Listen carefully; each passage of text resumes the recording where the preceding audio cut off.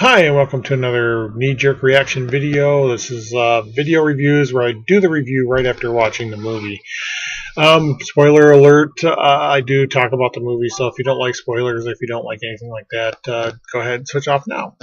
Anyway, I got around to watching the Justice League movie finally, and sometimes I watch these movies. I know they've been out a while, and I'm late to the game, but nobody watches my reviews anyway. But one thing, I've read a lot about this movie. You see reviews, you see people talking about it, and you're like, "Oh, this was horrible. This is not as good as Marvel." Blah blah blah, horrible. I try not to let that taint my picture of it. There's very few people whose opinion matters to me. So, anyway, I went out and it showed up on Amazon Prime, Justice League, and I didn't think it was half bad. I know, like, I grew up, in the 60s and 70s and 80s, and in the comic books, Superman was Superman. He was there was nothing he couldn't do. He was the strongest. He had the powerful eyes. He could freeze things. Nothing could stop him. He was invincible. And that was his tagline. He was invincible. So in the movie, like when he comes to fight Steppenwolf, it was like, that was it. It was over. That's all he needed was Superman. But the point of the movie, I don't think, was about defeating Steppenwolf, which, I don't know, was kind of contrived, I think. But it was more about bringing the team together.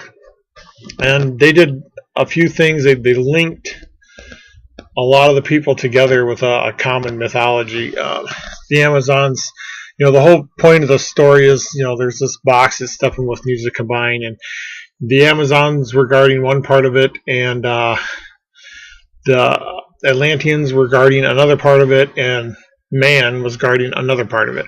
So the part that comes into man, it comes to Cyborg, and he knows about the box, and part of his cybernetics he doesn't understand because it's the alien technology from the Kryptonian ship that crashed a couple movies ago. And so it ties Cyborg with Superman because he's got all this alien technology that came from Krypton and wherever Steppenwolf is from, and then it ties that with the Amazons because they got a part of the box, and it ties that with the Atlanteans because they got part of the box. And it shows how the Atlanteans and the Amazonians came together, in the time of Heroes. And man was there too. I mean, it ties everything together into one universe. So it makes Aquaman out to be a god. We already knew that Wonder Woman was a god, and, with the power of Zeus and all that good stuff. So it's a movie about bringing them together, and of course Flash is some young kid who'd never been in a battle before. They didn't do origin stories. They didn't show the origin of Aquaman. They've already had an origin for Wonder Woman. They didn't show the origin of the Flash. And of course we all know about Superman. So the thing is, it was about bringing them all together, and Batman was central to that. How he gets his information, no one knows.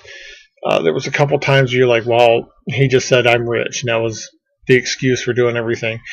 I don't know, just some things seemed contrived. Like, the battles were fine. Everyone loves watching superheroes battle. And speaking of which, I'm going to bring this up.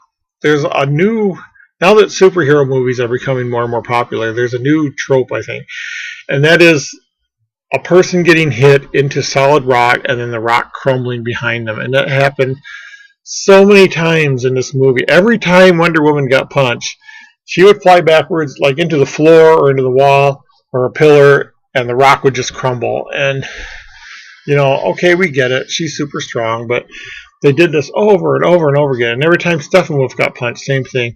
Superman, even like Batman and the Flash, who are just, they're not super strong and invincible, were being smashed into things. Of course, Batman gets smashed into a car, and the car gets smashed all to pieces.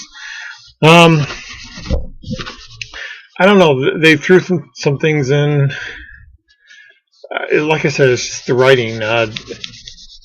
Sure, everybody came together, but once Superman arrived, the battle was over. Once they tried to show everyone working together, but it was basically Superman came, punched out Steppenwolf. He was the only one that could lay a hand on Steppenwolf that could draw blood or a bruise or anything. And he was the only one that could pry the boxes apart. And, just like, okay. And to me, that was like going back to what I was talking about earlier. It was comic book Superman. The invincible, can do anything Superman.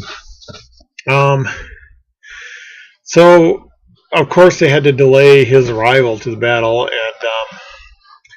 they did that by, they had to wake him up, and then he was disoriented, and, I just feel like they did so many things in this movie because Marvel did things in their movie. So, in the Avengers, the original Avengers, there was lots of scenes where the Avengers fought each other. Iron Man fought Thor. Thor fought Hulk. Iron Man fought Captain America. There's just like all these different groupings and meetups. And it's like, I think because they did that, DC said, well, we got to show what happens if our guys fight. So there was Superman versus everybody, and I just felt like they put that in there just because Marvel did it, and just to say, okay, here's super people fighting each other. But I don't know. There were some cool parts.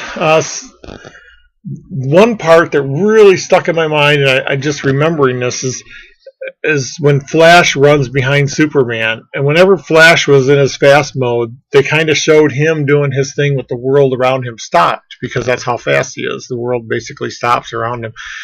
And when he's running behind Superman, Superman's eye, follows him, and then his head turns, and then he reaches out, and I'm like, that is so cool, because in the comic books, it was always who's faster, the Flash or Superman.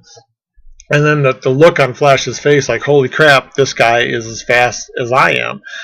And I thought that was really cool. And again, later on, the Flash saves a family, and he looks over, and here's Superman flying with a building, and Flash is like, oh, sure.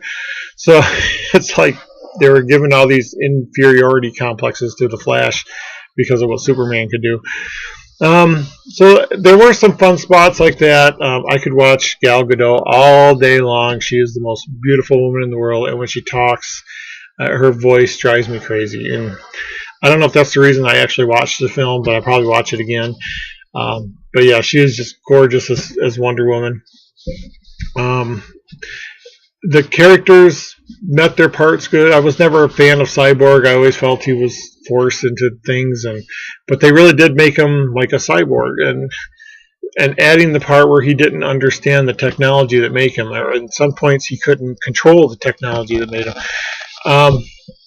So it made him like on a par with everybody else. And the thing about the DC superheroes is their powers are really like specific. The Flash is fast. Cyborg controls technology. I mean, he can even turn the lights off and on. Wonder Woman has the powers of a god. Batman is all about the gadgets. Superman suit. They all had a thing, and it was Aquaman, of course.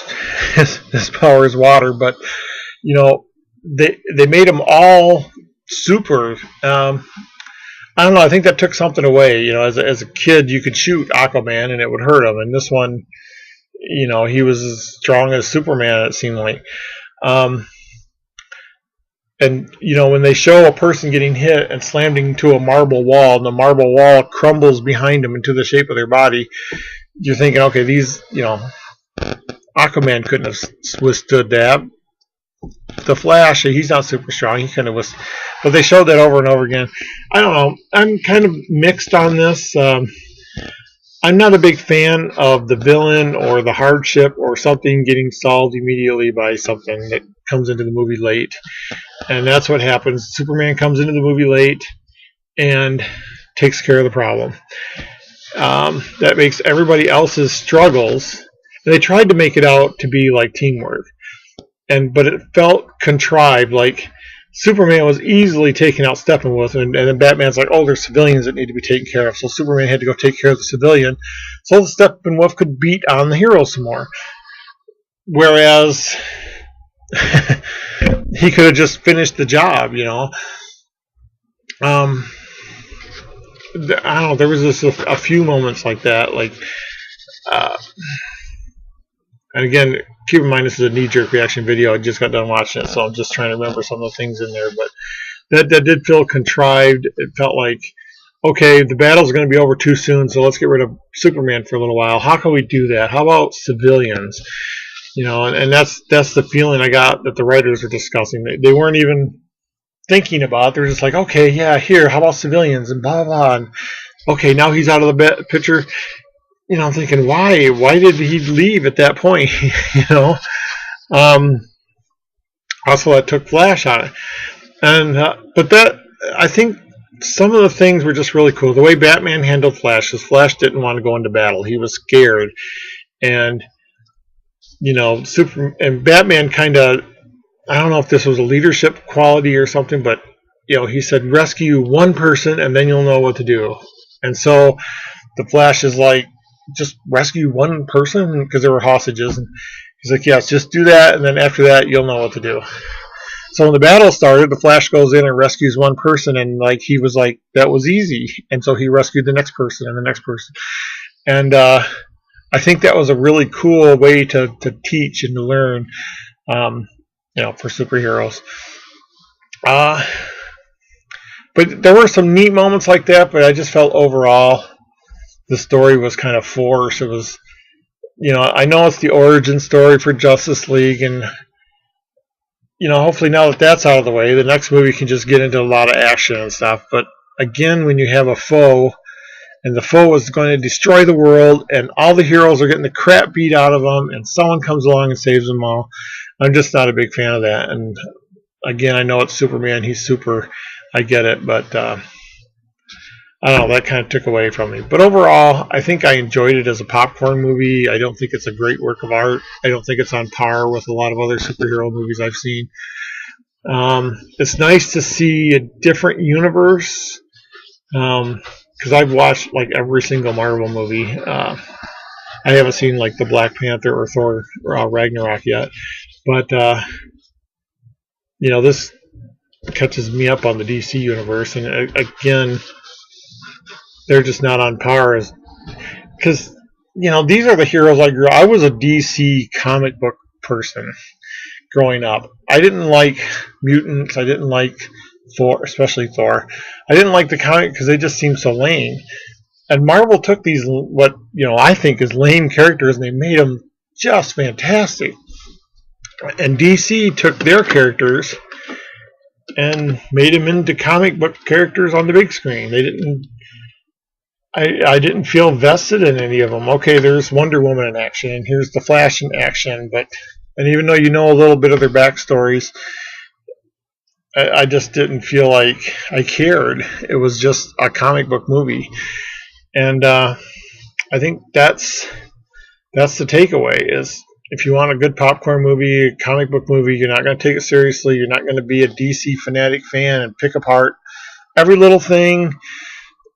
You might enjoy it. Even if you're not a superhero type person, you might enjoy superheroes beating up on each other. So that's my take on it. Watch it, but don't expect too much. I don't think it was a bad movie. I know some people were just saying, oh, it's terrible, it's horrible. I don't think it was like that. It was a pretty okay movie. I would give it like halfway, 50% out of 100, or I don't have a rating system, so I make one up at the end of every one. So this is like, you know, 5 Batmans out of 10, or 50 Supermans out of 100. Yeah, this is just one. Watch it, but don't expect much. Justice League has everybody in it. Okay, I'm going to just say one more thing before I sign off. In the previews, and the only reason I remember this is because everyone made such a big deal about it. In the previews, they showed Alfred sitting in the Batcave or wherever, and he looks up and he says, I was wondering when you were going to arrive, or something like that. You know, it's about time you arrived. But he says something to someone who came in, and that scene was never in the movie. So I was waiting the whole movie to see if Superman was going to go to the Batcave, to see if somebody was. Nobody did that. You know, that never happened. So when Superman, he came in earlier in the movie than I thought he would. So I was like thinking, oh, well, maybe if that scene is still going to play, maybe it is the Green Lantern, because they just, you know, there's two people in the Justice League that weren't in this movie, and that's the Green Lantern and the Martian Manhunter. And neither one were in here, so I was kind of expecting. I don't know if Alfred and Batman knows what a Green Lantern is. They did show a Green Lantern fighting Steppenwolf in the flashback, so that was kind of cool. That just to catch a glimpse of the Green Lantern in action, but the ring flew off, so whoever was the Green Lantern ended at that point. But I just felt like the whole movie, it wasn't like in my mind. It was like towards the end, I'm like, that scene was never in the movie. So that's kind of a pet peeve of mine. I know sometimes they make the previews and stuff before the movie's finished, and so things change. But yeah, that was really missing. There were some good, I don't want to say comedy bits, but the more lighthearted parts that kind of made me go, that's right. You know, and there's some parts that ended too soon. It ended with a race between Superman and the Flash, and who wouldn't have wanted to see that ending? And they never showed it. They just showed him take off in the starting line, and I would have loved to see that. That's more what I like to see. I like to see like the superheroes interacting when they're not being superheroes. In the Avengers: Age of Ultron, there's the scene where the hammer's sitting on the table and everyone's trying to move the hammer. He's like, yeah, this is what superheroes do on their day off. And it was kind of fun. And so that was kind of fun to watch.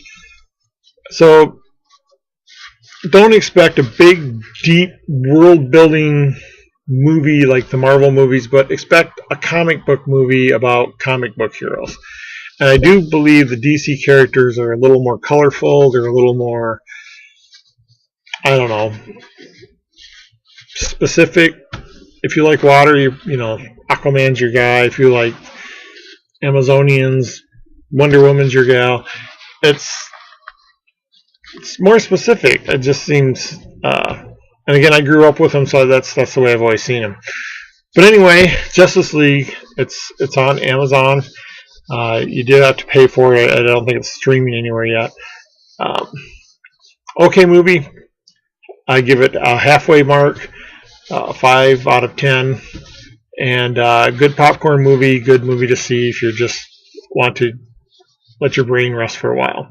And again, my name's Randy.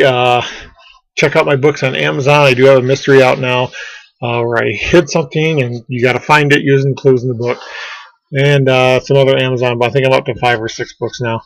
And I was holding that cough the whole time. Finally came out, but yeah. This is Starthinker signing off, and I hope you enjoyed my review of Justice League. And if I can find my cursor, I will stop the show.